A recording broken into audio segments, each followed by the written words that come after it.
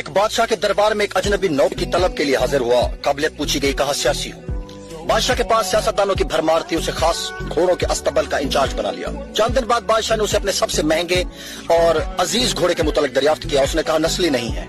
بادشاہ کو تعجب ہوا. اس نے جنگل سے سائیں کو بلا کر دریافت کیا. اس نے بتایا گھوڑا نسلی ہے, لیکن اس کی پیدائش پر اس کی ماں مر گئی تھی. یہ گائے کا دودھ پی کر اس کے ساتھ پلا ہے. نوجوان کو بلایا گیا. تم کو کیسے پتا چلا کہ یہ اصیل نہیں ہے؟ اس نے کہا جب یہ گھاس کھاتا ہے تو گایوں کی طرح سر نیچے کر کے, جبکہ نسلی گھوڑا گھاس منہ میں لے کر سر اٹھا لیتا ہے. بادشاہ اس کی فراست سے بہت متاثر ہوا.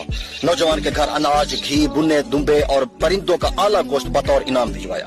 اس کے ساتھ ساتھ اسے ملکہ کے محل میں تعینات کر دیا. چند دنوں بعد بادشاہ نے نوجوان سے بیگم کے بارے رائے مانگی.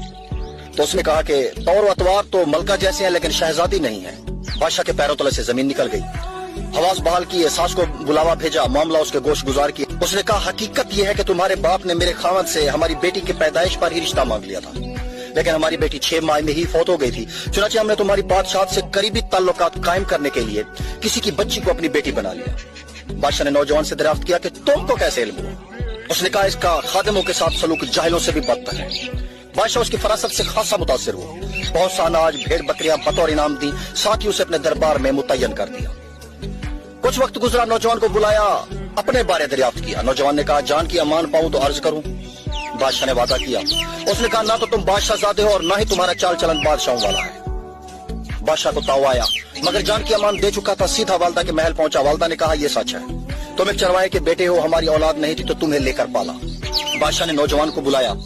اس سے پوچھا کہ بتا تجھے کیسے علم ہوا؟ اس نے کہا بادشاہ جب کسی کو انعام و اکرام دیا کرتے ہیں تو ہیرے موتی جواہرات کی شکل میں دیتے ہیں, لیکن آپ بھیڑ بکریاں کھانے پینے کی چیزیں عنایت کرتے ہیں. یہ اسلوب بادشاہ زادے کا نہیں, کسی چرواہے کے بیٹے کا ہی ہو سکتا ہے.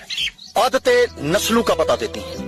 عادات, اخلاق اور طرز عمل خون اور نسل دونوں کی پہچان کرا دیتے ہیں. کیا آپ سمجھتے ہیں کہ یہ واقعہ ایسا ہی ہے؟ تو کمنٹ میں ضرور بتائیے.